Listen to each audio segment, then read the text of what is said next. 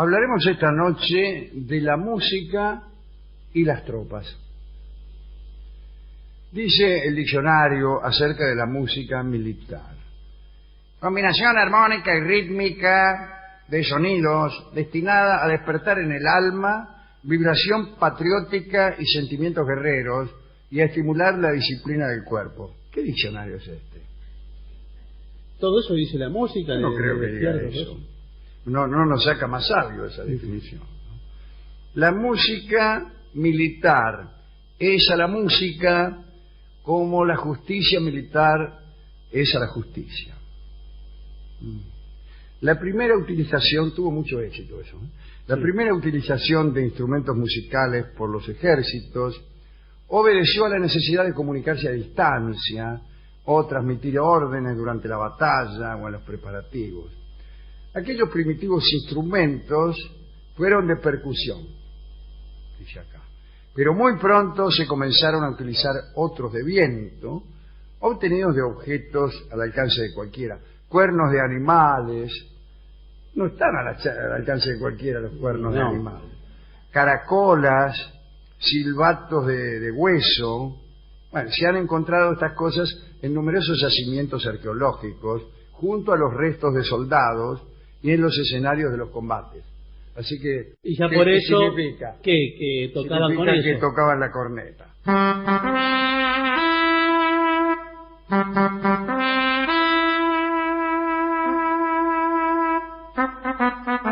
No, bueno, no, eso no me despierta el espíritu patriótico. Empezaba bien, pero después le agregamos eso. Sin embargo, la cucaracha sirvió mucho con ese propósito. Uno de los instrumentos de viento del que tenemos más antigua referencia es la trompeta.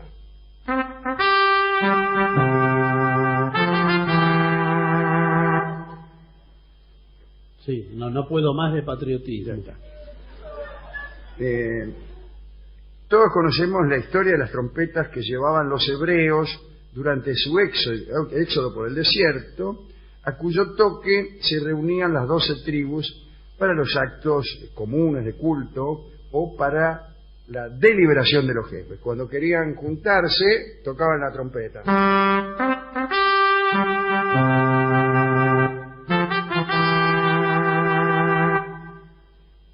Y se juntaban. ¡Qué maravilla! Esas mismas trompetas fueron posiblemente las utilizadas como arma contra la famosa ciudad de Jericó, ¿no? Recuérdese que sucesivamente sitiada por los israelitas, la ciudad se rindió recién después de que sus murallas fueran milagrosamente derribadas por 7 sacerdotes que tocaban la trompeta, y también por el griterío. ¿También? O sea, que al mismo tiempo tocaban la trompeta y gritaban, no sé cómo hacían. Es muy difícil tocar la trompeta al mismo tiempo que uno grita. Sí, le sale como eso la me lo bubucela. dijo Gillespie cuando lo conocí. Sí. Bueno, dicen que la ciudad fue reconstruida 500 años después. Digo, como se tomaban tiempo para todo. Los griegos clásicos también utilizaban instrumentos de viento y de percusión durante sus actividades guerreras. En la batalla de Maratón, una batalla contra los persas, ¿recuerdan? En el año 490 a.C., los griegos se enteraron de la victoria cuando dejaron de oír los cornos persas. Estaban dele, no habían dejado de sonar en toda la batalla. Cuando dejaron de tocar, los griegos dijeron, les ganamos. No, ya está. Porque un ejército derrotado no se va a entretener tocando el corno, y menos el corno persa. Fue Alejandro Magno quien estableció un complejo código de señales, antecedente remoto de los actuales toques reglamentarios, ¿no es cierto?, de la corneta. Silencio. Sí. Bien. Alejandro tenía también un sistema para comunicar sus órdenes. No obstante, parece ser que Alejandro no era muy aficionado a ningún otro tipo de música. Le reventaba la música triste, o los malos ejecutantes, o los que no tocaban sus órdenes con suficiente convicción, ¿no? Cuando tocaba aquellas precarias cornetas de hueso, un verdadero experto, Alejandro se ponía muy furioso. Le venía así. Se imbuía de un espíritu militar y debían detenerlo antes de que diera guerra a cualquiera. Ah, era solo el espíritu guerrero. Que se la marcha de San Lorenzo y salía a conquistar el Asia. Sin embargo, alguna vez yo oí que él tocaba muy bien la cítara y que el padre lo reprendió. Filipo de Macedonia le dijo que un rey no debía tocar muy bien, tenía que tocar más o menos, porque tocar muy bien ya los indicaba como vanáusico, como alguien que hacía su trabajo con las manos, y entonces un noble debía tocar más o menos, pero tocar bien no. Los que tocaban bien ya eran personas de las clases inferiores, artesanos, más artesanos, claro, esos tipos de cosas. Digamos, respecto a los ejecutantes de marchas militares, que otro famoso hombre de armas, Napoleón Bonaparte, definió aquella música como el menos desagradable de los ruidos. Dice que Napoleón tampoco tenía mucha predilección por todo aquello y redujo toda expresión musical en las tropas a lo mínimo, y solo dejó los tambores y nada más, nada que me vayan a tocar, que me venís aquí, no. Las legiones romanas tenían grupos de soldados músicos que precedían su avance. Muchos usó esto en la conquista de las Galias. Portaban trompas arrolladas en el hombro, llamadas corum y buchina, largas trompetas también y timbales.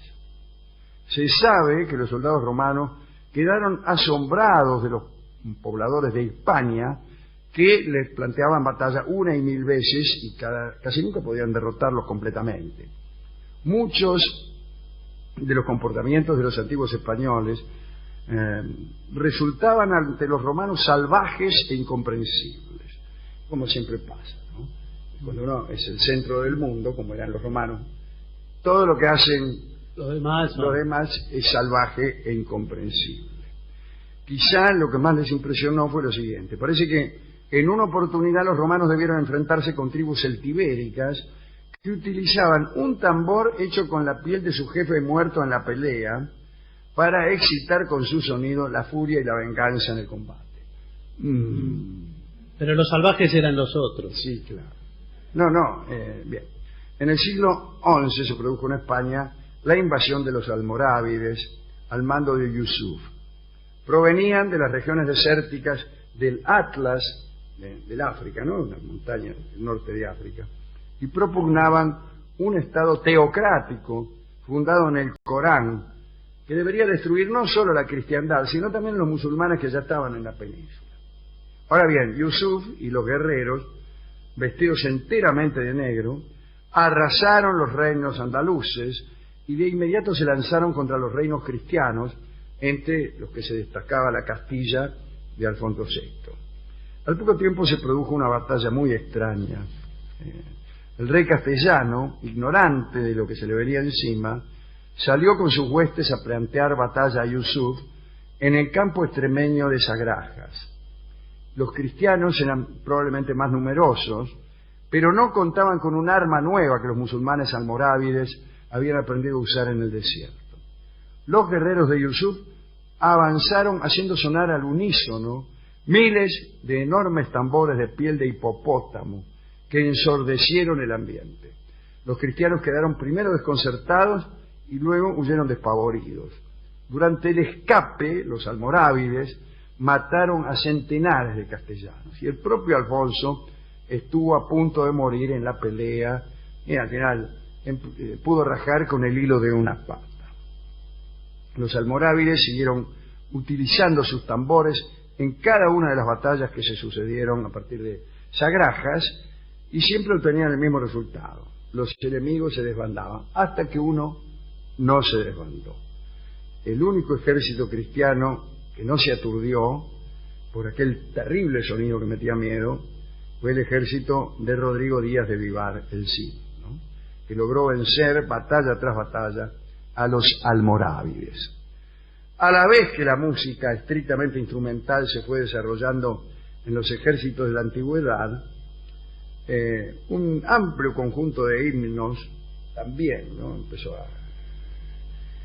a existir. Como ejemplos antiquísimos podríamos citar el himno de Brahma, compuesto 2000 años antes de Cristo, el himno del Nilo, utilizado por los ejércitos egipcios, especialmente contra los hititas, posiblemente en la batalla de Kadesh, ya fue nuestro amigo Ramsés, y los himnos davídicos entonados por el pueblo hebreo en los años de esplendor, ¿no?, de David y Salomón.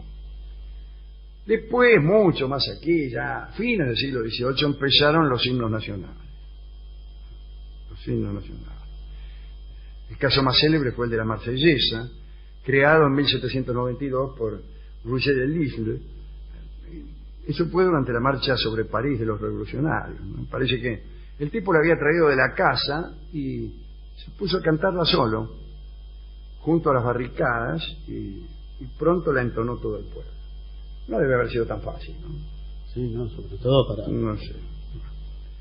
En ese mismo siglo, en el siglo siguiente, yo diría. No, en ese mismo siglo, claro. Están hablando de Haydn y de Mozart, que compusieron muchas marchas, y las de Haydn especialmente inspiraron los himnos nacionales de Rusia y de Austria. Para terminar, digamos que la lucha por la unidad italiana contó con un aliado musical impresionante, que no era otro que Giuseppe Verdi. Recuérdese las pintadas que aparecían con el apellido Verdi por todos lados y que daban las iniciales de Viva el Rey de Italia, una referencia al rey Víctor Manuel de Saboya, ¿no? La lucha de los Italiani Uniti, así se llamaban los que luchaban por la independencia de Italia. Verdi compuso para algunas de sus óperas música de raíz militar que rápidamente fue utilizada por los soldados, ¿no? Así sucedió con la Marcha Triunfal.